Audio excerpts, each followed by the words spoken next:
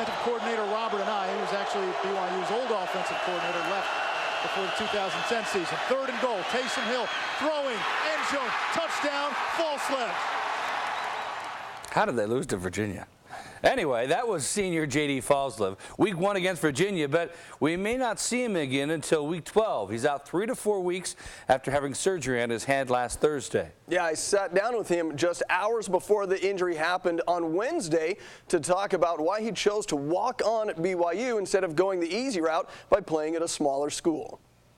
I think part of it was I knew the atmosphere that BYU provides for a young kid. My parents especially knew that, and they had a lot to say in that as well. But I wanted to be at a program that I knew had a high will to play at a high level. My fingers were crossed, hoping that I could get in as a student, but it all worked out. I mean, I could have gone other places, but I look back on it now, and I wouldn't trade my time here, my experiences at BYU for anything. Hill delivers a strike.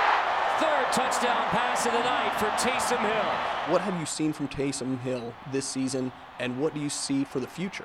I've seen him mature mostly in the mental aspect of his game.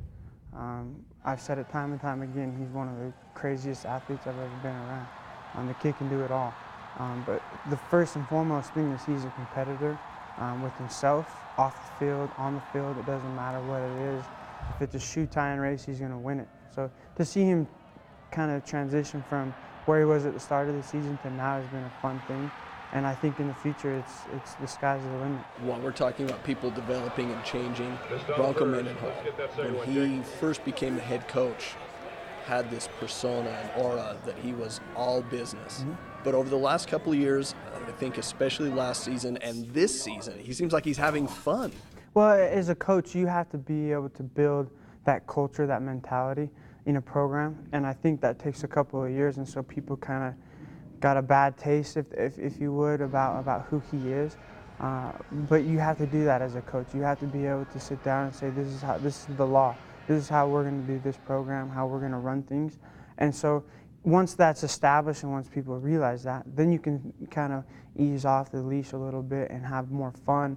Because when it's time to work, guys got to work. When it's time to have fun, guys can have fun. And it's a great thing, so I love it. You talked about implementing a culture and laying down the law and saying this is how things are going to be. In your time, you've seen guys miss games due to honor code violations. For the rest of the guys on the team, what's it like to see that happen? We know no one's perfect.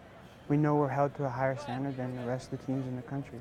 But people get upset about the honor code and sometimes I kind of just chuckle because we know what the honor code consists of. We sign it, we know exactly, it's black and white. There's no ambiguousness about it. It is what it is.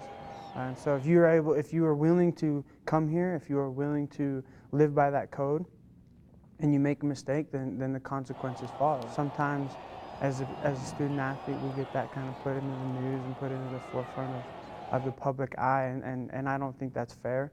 But we are Division I athletes, and we are held to a higher standard. And so when you sign the honor code, you know what you're getting. You know that after this bye week, you've got 5 games left in your college career. As you see that window closing, do you get a sense of urgency for certain things you want to accomplish before your playing time is done? My sense of urgency was number one, the first day I stepped on campus, because I knew being undersized or whatever you want to call it, that my chances to play beyond college aren't great. And I acknowledge that, but at the same time, I've done everything I can at this university to try to solidify a game film, a personal highlight film, or whatever you want to say, for myself to look back on and say I put everything I had into it. And so the sense of urgency, especially my senior year, yeah, it might go up just a little bit because you grind for through those first 4 years, and then you get to your senior year and you're saying, this is it, this is all I got. So the sense of urgency is there, but like I said, it's been there since the first day I stepped on campus.